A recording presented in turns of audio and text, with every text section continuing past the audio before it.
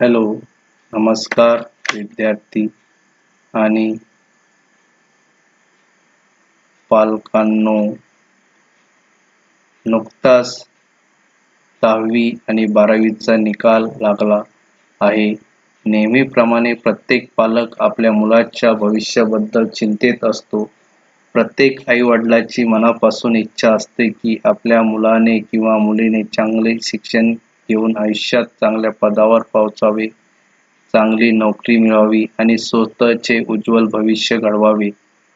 पण आजचा काळ हा पूर्णपणे तंत्रज्ञानाचा आणि स्पर्धेचा आहे. जग झपाट्याने बदलत आहे. दररोज नवनवीन तंत्रज्ञान बाजारात येत आहे आणि कालपर्यंत महत्त्वाचा असलेला एखादा प्रॉडक्ट किंवा कौशल्य आज कालबाह्य होऊ शकते. त्यामुळे आता फक्त शिक्षण घेणे पुरेसे नाही, तर अद्ययावत, रोजगारभिमुख आणि कौशल्य आधारित शिक्षण घेणे काळाची गरज बनली आहे. तर मी माझ्या या छोट्याशा लेक्चरमध्ये तुम्हाला benefits of technical education after 10th and 12th म्हणजे 10वी आणि 12वी नंतर तांत्रिक शिक्षणाचे फायदे काय, त्याबद्दल या ठिकाणी थोडक्यात मार्गदर्शन करणार आहोत. Career opportunities, skill development and future growth. तर जर तुम्ही तांत्रिक शिक्षण घेतले तर तुमच्यापाशी करिअरच्या संधी कोणत्या उपलब्ध आहे, कौशल्य कोणते विकास होतात आणि उज्ज्वल भविष्यासाठी काय. तर what is a technical education? Technical education नेमकं असतं काय? तर टेक्निकल एज्युकेशनमध्ये तुम्हाला प्रॅक्टिकल, स्किल बेस आणि जॉब ओरिएंटेड एज्युकेशन त्या ठिकाणी दिल्या जातं. त्याचं एक्झाम्पल कोणकोणतं तुम्ही टेक्निकल एज्युकेशन त्या ठिकाणी घेऊ शकतात. तुम्ही ITI करू शकतात, डिप्लोमा करू शकतात, BE करू शकतात, BTech करू शकतात किंवा व्होकेशनल आणि वेगवेगळे स्किल कोर्सेस त्या ठिकाणी तुम्ही करू शकतात. आता व्हाय टेक्निकल एज्युकेशन इज इम्पॉर्टंट? आता टेक्निकल एज्युकेशन एवढं महत्त्वाचं काय आहे, का आहे? आता आपण पाहतच असेल, आपण बँकमध्ये गेले किंवा कुठं बी जर जात असेल तर त्या ठिकाणी तुम्ही जर ऑब्झर्व केलं तर प्रत्येक गोष्ट तुमच्या मोबाईलला लिंक केलेली आहे किंवा आधार बेस आहे किंवा एखाद्या ॲप त्या ठिकाणी ॲप थ्रू तुम्ही तिथं ते काम करू शकतात किंवा एखादा फॉर्म भरायचा आहे तर तुम्हाला वेबसाईटवर भरावा लागतो. पण जर तुम्ही या ठिकाणी जर टेक्निकल एज्युकेशन तुम्ही घेतलेले असेल तर तुम्ही म्हणसाल सर टेक्निकल एज्युकेशन बी ते काम करू शकतो, नॉन टेक्निकल एज्युकेशनवाला बी ते काम करू शकतो. पण जर तुम्ही टेक्निकल एज्युकेशन घेतलेलं असेल तर तुम्ही त्याला टेक्निकल दृष्ट्या त्या ठिकाणी पाहू शकतात. तुमचे develop practical and industry ready skills, improve employability and confidence, supports innovation, entrepreneurship and nation buildings. आज जर आपण पाहत असेल, बँकिंग क्षेत्र असो किंवा कोणतं बी गव्हर्नमेंट सेक्टर असो, त्या ठिकाणी जे विद्यार्थी जे जॉब करत आहेत ते त्यांचं बॅकग्राऊंड जर पाहिलं तर मॅक्सिमम बॅकग्राऊंड हे टेक्निकल एज्युकेशन असलेलेच विद्यार्थी MPSC, बँकिंग सेक्टर किंवा एनी अदर गव्हर्नमेंट सेक्टरमध्ये त्या ठिकाणी वर्क करत आहे. आता 10वी नंतरचे पर्याय, तुम्ही 10वी नंतर डिप्लोमा इंजिनिअरिंग वेगवेगळ्या ब्रांचमध्ये उपलब्ध असतात. जसं मेकॅनिकल आहे, सिव्हिल आहे, इलेक्ट्रिकल आहे, कम्प्युटर आहे, NTC आहे, ऑटोमोबाईल आहे. तसं 10वी नंतर तुम्ही ITI बी करू शकतात. ITIचे वेगवेगळे कोर्सेस असतात. जसे की electrician, fitter, welder, COPA, turner, mechanic. नंतर व्होकेशनल आणि स्किल कोर्सेस असतात वेगवेगळे CNC that is solar, AC, refrigeration, hardware, networking. आता बेनिफिट्स, 10वी नंतर जर तुम्ही तांत्रिक शिक्षण घेतले तर त्याचा फायदा काय होतो? तुम्ही early entry into technical field and practical learning. तुम्ही औद्योगिक क्षेत्रात लवकर एंट्री करतात. या ठिकाणी मी तुम्हाला एक्झाम्पल देतो. एक विद्यार्थी 10वी करून डिप्लोमा करतो आणि दुसरा विद्यार्थी 12वी करून इंजिनिअरिंग करतो. किंवा 10वी नंतर 11वी-12वीला ॲडमिशन घेतो.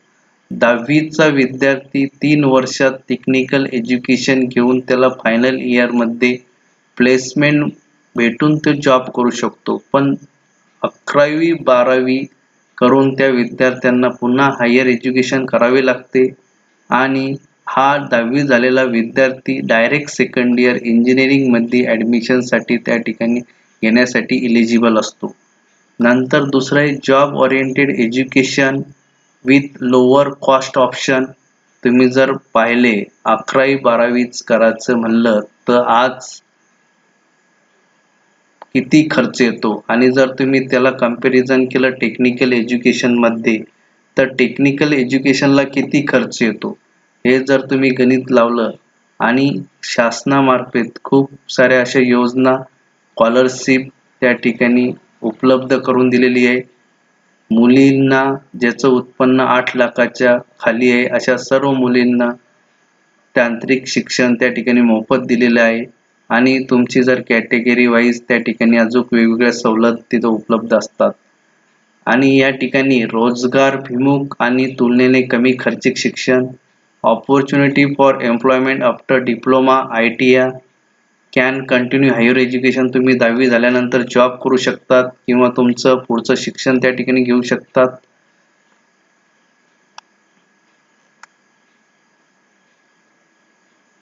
तुम्ही डिप्लोमा ITI नंतर job as a technician, operator, supervisor म्हणून वर्क करू शकतात.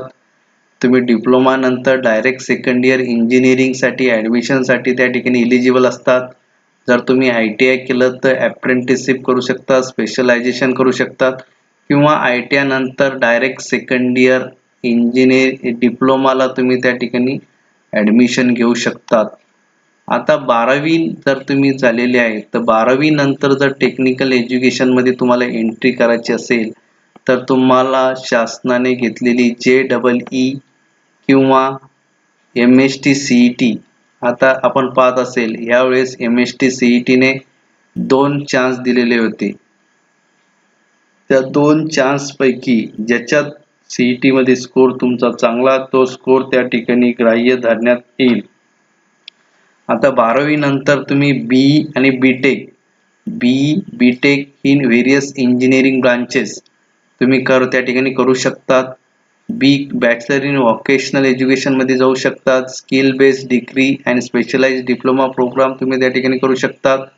इमर्जिंग एरिया जसे आता नवीन वेगवेगळे एरिया त्या ठिकाणी आलेले आहे. AI, artificial intelligence, data science, automation, electrical vehicle technology. आता 12वी नंतर जर तुम्ही तांत्रिक शिक्षण घेतले तर त्याचा फायदा काय होईल तर तुम्ही professional degree with better career growth, तुम्हाला सॅलरी त्या ठिकाणी चांगली भेटू शकतात आणि IT सेक्टर्स. आणि तुम्ही जर त्या ठिकाणी ग्रॅज्युएशन झाल्यानंतर गेट एक्झाम असते, graduate aptitude test for engineering, PSU public sector union, SSC staff selection commission, JEE junior engineer, MPSC Maharashtra state, Maharashtra public service commission, technical post अशा वेगवेगळ्या पोस्टला त्या ठिकाणी तुम्ही अप्लाय करू शकतात. पुन्हा जर तुम्ही ग्रॅज्युएशन झालात तर तुम्ही त्या ठिकाणी MTech करू शकतात, MBA करू शकतात, MS करू शकतात किंवा PhD त्या ठिकाणी करू शकतात. अशा खूप सारे संधी त्या ठिकाणी उपलब्ध आहे आणि ते बी कमी काळात तुम्ही तुमचं एज्युकेशन घेऊन तुम्ही तुमचा व्यवसाय किंवा जॉब त्या ठिकाणी मिळवू शकतात. आता कोणकोणत्या टेक्निकल ब्रांच त्या ठिकाणी उपलब्ध आहेत तर पहिले मेकॅनिकल इंजिनिअरिंगमध्ये वेगवेगळे करिअर करू शकतात तुम्ही. कोणी मशीन्स, ज्याला मशीनची आवड आहे ते मशीनमध्ये काम करू शकतात. ज्याला मॅन्युफॅक्चरिंगमध्ये आवड आहे तो मॅन्युफॅक्चरिंगमध्ये काम करू शकतो. ज्याला डिझाईनमध्ये आवड आहे तो डिझाईनमध्ये काम करू शकतात. दुसरी ब्रांच आहे सिव्हिल इंजिनिअरिंग. सिव्हिल इंजिनिअरिंगमध्ये कन्स्ट्रक्शन्स आणि इन्फ्रास्ट्रक्चर. आता जर तुम्ही पाहिले तर सिव्हिल इंजिनिअरिंग असं क्षेत्र आहे जे आपल्या डे उठल्यापासून तर रात्री झोपेपर्यंत everywhere there is a infrastructure. तसेच electrical engineering, power systems and maintenance, computer, IT software, coding, networking, electronics, telecommunication, communication and embedded systems. आता याच्या व्यतिरिक्त बी खूप सारे ब्रांचेस त्या ठिकाणी उपलब्ध झालेले आहे, जसे की artificial intelligence, data science, mechatronics. तर अशा वेगवेगळ्या संधी त्या ठिकाणी तुम्हाला उपलब्ध आहे. जर तुम्ही या ठिकाणी मेकॅनिकल इंजिनिअरिंग जर केलं तर त्याचा स्कोप तुम्ही ऑटोमोबाईल सेक्टरमध्ये वर्क करू शकतात, प्रोडक्शनमध्ये वर्क करू शकतात, मेंटेनन्समध्ये वर्क करू शकतात, किंवा तुम्ही कॅड कॅम आणि HVAC डिझाईनमध्ये वर्क करू शकतात, किंवा बॅकबोन ऑफ मॅन्युफॅक्चरिंग इंडस्ट्रीज. जेवढी मॅन्युफॅक्चरिंग इंडस्ट्री आहे त्या ठिकाणी सर्व ठिकाणी मशिनरी असतात आणि त्या मशिनरीला मेंटेनन्स करण्यासाठी, त्याची सर्व्हिस करण्यासाठी त्या ठिकाणी मेकॅनिकल इंजिनियर पाहिजेत. Useful for jobs, entrepreneurship, teaching and research. नंतर सिव्हिल इंजिनिअरिंग आणि त्याचे बेनिफिट, फायदे काय? Scope in building construction, roads, bridges and planning. Career as a site engineer, structural designer, contractor, project engineers. Then strong demand in government and private infrastructure project. नंतर electrical engineering, त्याचे benefit काय? Essential in power generation, distribution and industrial maintenance. Scope in renewable energy and electrical utilities. Opportunities in government electricity boards and industries. आता पाहत असेल आपण आपल्या शेतीमध्ये पाहत आहोत सोलार प्रोजेक्ट आपल्या गावोगावी आपल्या घरी त्या ठिकाणी पोहोचलेला आहे. आणि जर जे ऑटोमोबाईल सेक्टर आहे, व्हेइकल्स, त्या मोस्टली आता या ठिकाणी इलेक्ट्रिकल ओरिएंटेड आलेले आहे आणि त्याचं सोर्स काय? Renewable energy. जर तुम्ही रिन्युएबल एनर्जी मध्ये करिअर जर करत असेल तर तुम्हाला इलेक्ट्रिकल इंजिनिअरिंगचे खूप सारे त्या ठिकाणी फायदे आहे. नंतर computer IT, high demand in software, web, app development and cyber security. Career opportunities in AI, artificial intelligence, cloud, networking and data science. Excellent scope for startups and freelancing. ज्याला टेक्नॉलॉजी अडॉप्ट करण्याची आवड आहे, ज्याला स्वतःला technology update करू इच्छितो, तो computer आणि IT फील्डमध्ये जाऊन चांगले पॅकेज त्या ठिकाणी मिळवू शकतो. नंतर electronics and telecommunication, useful in telecom, embedded system, automation and IoT. Support smart devices, communication and industrial automation. Good opportunities in electronics and manufacturing and service sector. आता skill develop through technical education. जर तुम्ही technical education त्या ठिकाणी घेतलं तर तुमचे skills त्या ठिकाणी कोणते डेव्हलप होतात? जर तुम्ही समस्या सोडवण्यासाठी व विश्लेषणात्मक विचाराची क्षमता, तुम्हाला प्रॉब्लेम कसे सॉल्व्ह करायचे आणि त्याचे ॲनालिटिकल थिंकिंग कसं करायचं, विश्लेषण कसं करायची, ही क्षमता तुम्हाला टेक्निकल एज्युकेशन घेतल्यानंतर डेव्हलप होती. किंवा hands on practical skills and software uses. वेगवेगळे प्रॅक्टिकल्स असतात, मशिनरी असतात, सॉफ्टवेअर असतात, त्याचा वापर कसा करावा याची प्रॅक्टिस तुम्हाला या ठिकाणी मिळते. Teamwork, communication and professionalism. तुम्ही कॉलेजमध्ये शिकताना तुमच्या टीमवर्क कसं आहे, तुमच्यात कम्युनिकेशन संवाद कसा आहे आणि प्रोफेशनलिझम, तुम्ही त्या ठिकाणी किती प्रोफेशनल आहे तुमच्या कामाप्रती, तुमच्या व्यावसायिकताबद्दल. नंतर innovation, creativity and project handling. तुम्हाला नवीन नवीन गोष्ट त्या ठिकाणी शिकायला आवडते, नवीन नवीन प्रोजेक्ट त्या ठिकाणी पाहतात, शिकतात. आता याचे what are the employment opportunities, रोजगाराच्या संधी कोणकोणत्या आहेत? तर तुम्ही त्या ठिकाणी मेकॅनिकल इंजिनियर असाल तर मॅन्युफॅक्चरिंग मध्ये वर्क करू शकतात, ऑटोमोबाईल मध्ये करू शकतात, construction, power and telecom sector, किंवा software companies, MSMEs, startups, service industries, government departments, railways, and public sector jobs. आता जर तुम्ही एखादा कोणी इच्छुक असाल ते स्वतःचा व्यवसाय चालू करायचा असेल, तर एखादा विद्यार्थी एंटरप्रेन्योरशिप अपॉर्च्युनिटीज त्याला वेगवेगळे असू शकतात. Workshop, fabrication, repair centre, design service, electrical contracting, solar installation, CNC and machining units, technical education support, self employment आणि वेगवेगळ्या गव्हर्नमेंट अँड कॉम्पिटिटिव्ह जे एक्झाम असतात त्याच्यात बी तुम्हाला जर टेक्निकल एज्युकेशन घेतलं तर वेगवेगळ्या संधी त्या ठिकाणी उपलब्ध असतात. जसे की SSC JEE staff selection commission मार्फत JEE junior engineers, railway recruitment board JEE ही जी पोस्ट आहे हे जर तुम्ही डिप्लोमा केलं तर 3 वर्षानंतर इमिडिएटली तुम्ही इलिजिबल होतात, या पोस्टला अप्लाय करू शकतात. नंतर पब्लिक सेक्टरच्या कंपन्या, महाराष्ट्र पब्लिक सर्व्हिस कमिशनच्या ज्या टेक्निकल पोस्ट आहे त्या, जसे की RTO, road transport officers, SSC JEE तांत्रिक पदे, technical background helps in many engineering recruitment exams आणि हायर एज्युकेशन अपॉर्च्युनिटी. याच्या व्यतिरिक्त तुम्ही तुमचं हायर एज्युकेशन घेऊ शकतात.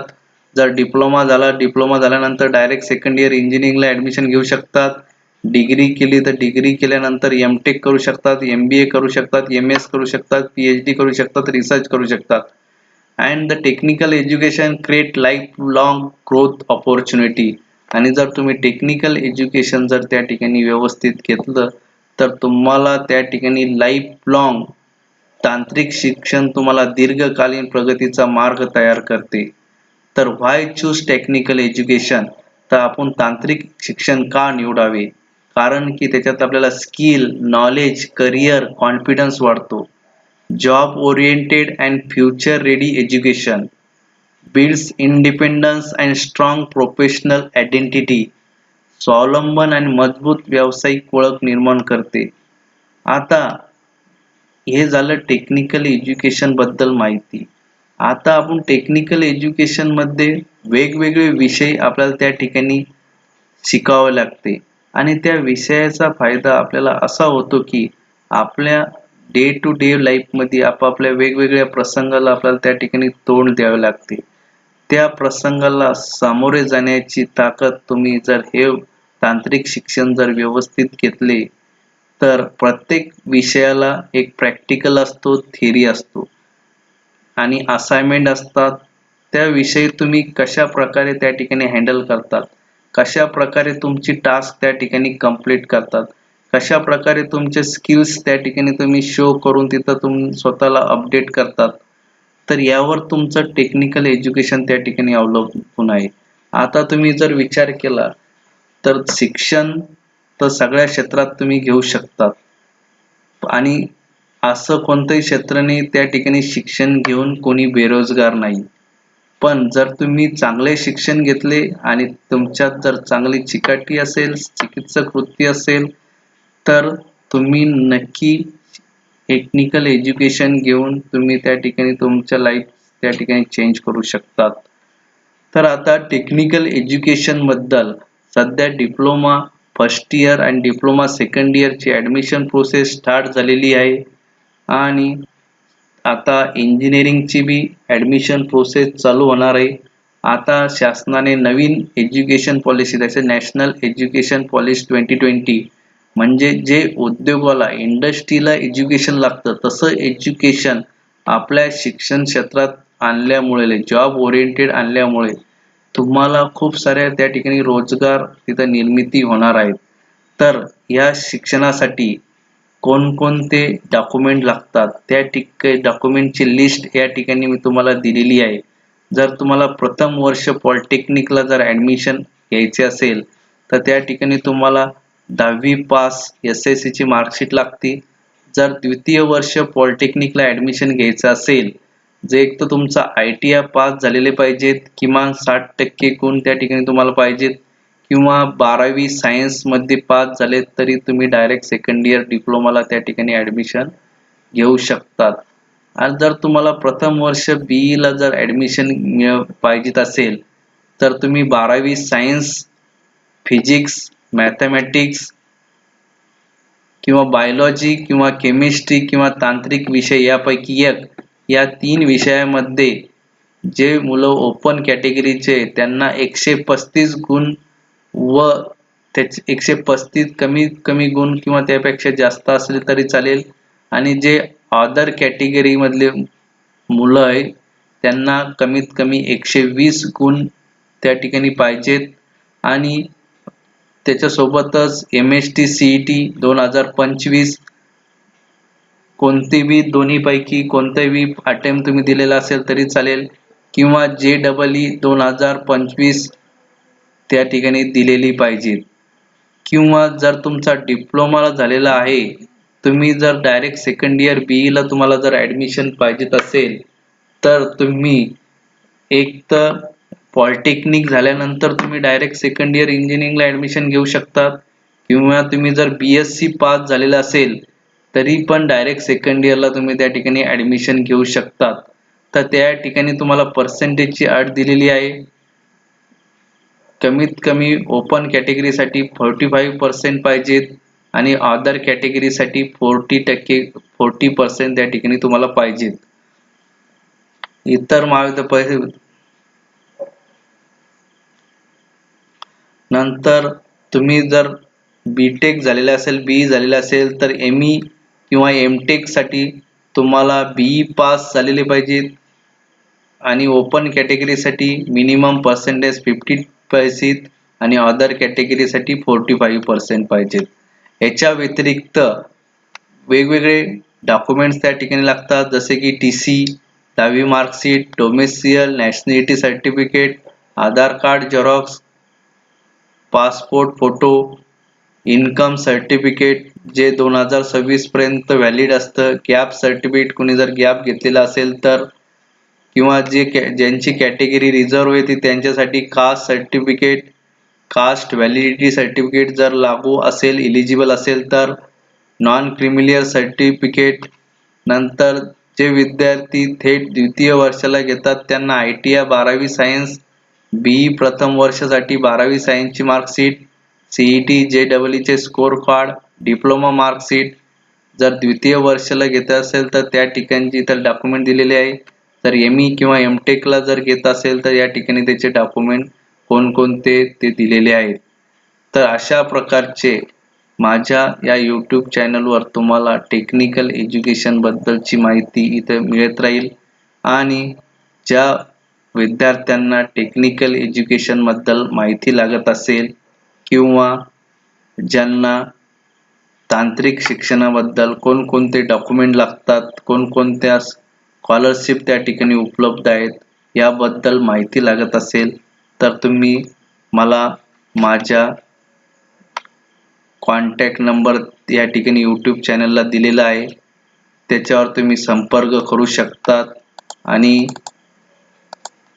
कोणाला काही अडचण असेल तर तुम्ही मला त्या नंबरवर संपर्क करू शकतात आणि हा व्हिडिओ ज्या विद्यार्थ्यांना तांत्रिक विषयाबद्दल माहिती नाही अशा विद्यार्थ्यापर्यंत तुम्ही पोहोचवाल याची मी अपेक्षा करतो आणि या ठिकाणी मी माझा नंबर दिलेला आहे. तरी ज्या मुलांना आवश्यक आहे त्या मुलापर्यंत तुम्ही हा नंबर पोहोचवाल आणि जे विद्यार्थी त्या टेक्निकल बद्दल माहिती देता लागेल त्याला मी अवश्य माहिती पुरवेल. Thank you. धन्यवाद.